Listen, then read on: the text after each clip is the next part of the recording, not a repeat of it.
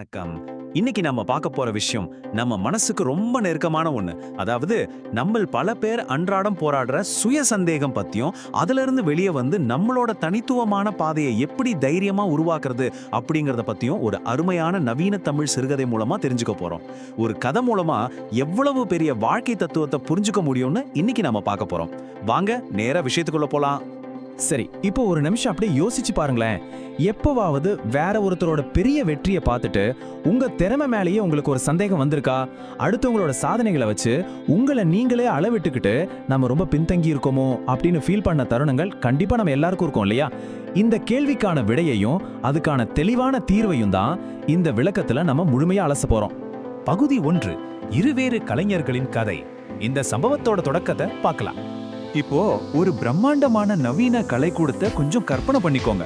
அங்க ரொம்ப மாறுபட்ட திறமைகளை கொண்ட 2 கலைஞர்கள் தங்களோட படைப்புகளை கண்காட்சிக்கு வச்சிருக்காங்க. ஒரு பக்கம் கௌதம், அவர் உலக புகழ்பெற்ற ஒரு சீனியர் ஓவியர். அவரோட வண்ணமயமான கற்பனை ஓவியங்கள் கோடிக்கணக்கில் விலை போகுது. இன்னொரு பக்கம் ஆதி, ரொம்ப இளமையான திறமையான புகைப்பட கலைஞர். அவரோட படங்கள் எல்லாமே கருப்பு வெள்ளையில தெருவோர மனிதர்களோட உணர்ச்சிகளை ரொம்ப தத்ரூபமா காட்டுற மாதிரி இருக்கும். ஆனா ஆதிக்குள்ள எப்பவுமே ஒருவித தாழ்வு மனப்பான்மையும் சுய சந்தேகமும் ஓடிக்கிட்டே இருக்கும். பகுதி 2, ஒப்பீடு என்ற பொறி. இங்கதான் உண்மையான பிரச்சனையே ஆரம்பமாகுது. கண்காட்சி ரொம்ப கோலாகலமா தொடங்குது.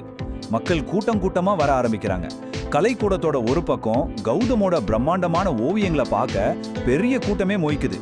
மக்கள் அதை ஆச்சரியமா பார்த்து புகழ்றாங்க.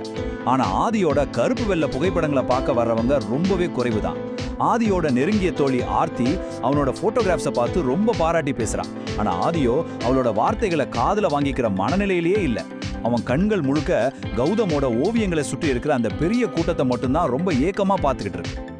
அந்த நொடியில ஆதியோட மனசுக்குள்ள ஒரு பெரிய புயலே அடிக்குதுன்னு சொல்லலாம். எனக்கு இவ்ளோ திறமை இருந்தும் என்ன பயன்? என் படங்கள் யாருக்கும் பிடிப்பதில்லை. நான் ஒரு தோல்வியடைந்த கலைஞர். கௌதம் எவ்வளோ பெரிய ஓவியர், நான் அவரை போல மாறவே முடியாது அப்படின்னு அவனுக்குள்ள ஒரு வேதனையான குரல் ஒலிக்குது. தன் கிட்ட இருக்கிறது ஒரு தனித்துவமான கலை அப்படிங்கிறத முழுசா மறந்துட்டு ஓவியம் வரைய தெரியலங்கிற ஒரே காரணத்துக்காக தன் சொந்த திறமையை அவன் முற்றிலுமா நிராகரிக்கிறான். இங்க ஒரு சுவாரஸ்யமான விஷயம் என்ன தெரியுமா? இது ஆதிக்கு மட்டும் இல்லைங்க, நம்ம எல்லாருக்கும் வர்ற ஒரு பொதுவான பிரச்சனை தான்.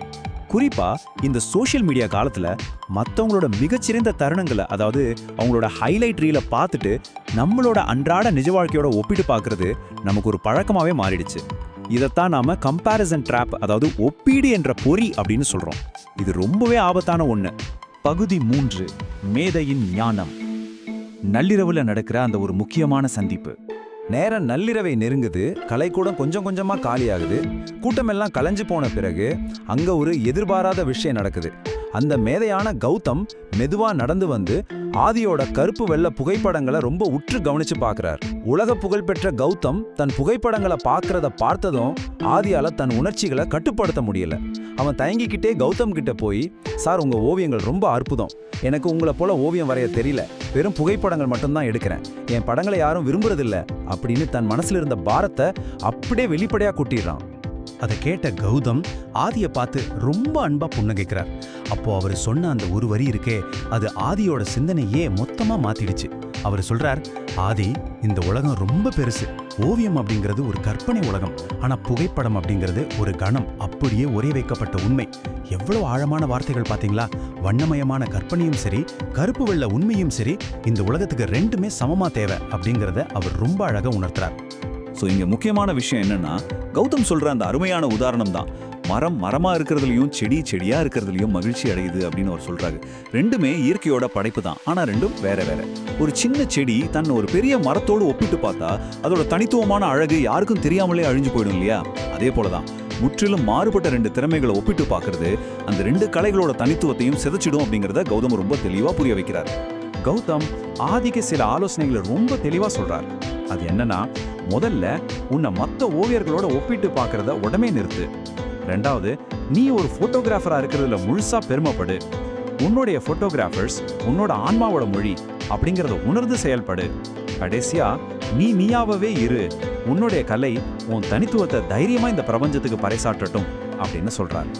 இந்த வார்த்தைகள் ஆதியோட மனசுல இருந்த இருட்டை எல்லாம் போக்கி ஒரு பெரிய வெளிச்சத்தை கொடுக்குது. பகுதி 4, சுய அடையாளத்தை ஏற்பது. ஆதியோட வாழ்க்கையை மாற்றிய தருணம். கௌதம் கிட்ட பேசின அந்த உரையாடலுக்கு அப்புறம் என்ன நடந்துச்சுன்னு நினைக்கிறீங்க? இது எதை ரொம்ப சிறப்பா காட்டுதுன்னா, தன்னோட சுய சந்தேகங்களை எல்லாம் தூக்கி போட்டுட்டு தன் பலத்துல முழுமையா கவனம் செலுத்தும் போது என்ன மேஜிக் நடக்கும் அப்படிங்கறது தான். ஆதி முதல்ல தன்னை மத்தவங்களோட ஒப்பிடுறத முற்றிலுமா நிறுத்திட்டான். அடுத்ததா அவனுக்கே உரித்தான அந்த கருப்பு வெள்ளை புகைப்பட கலையில முன்ன விட ரொம்ப தீவிரமா ஈடுபாட்டோட இறங்கினான். அதோட ரிசல்ட், குறுகிய காலத்திலேயே அவனோட படைப்புகளுக்கு உலக அளவுல மிகப்பெரிய வரவேற்பும் வெற்றியும் கிடைச்சது. ஆதியோட புகைப்படங்கள் உலக புகழ் பெற்றதற்கு மிக முக்கிய காரணம் என்ன தெரியுமா? அவன் எடுத்த ஒவ்வொரு புகைப்படமும் தனித்துவத்தின் புன்னகை அப்படிங்கிற ஒரு விஷயத்த ரொம்ப சரியா பிரதிபலிச்சது தான்.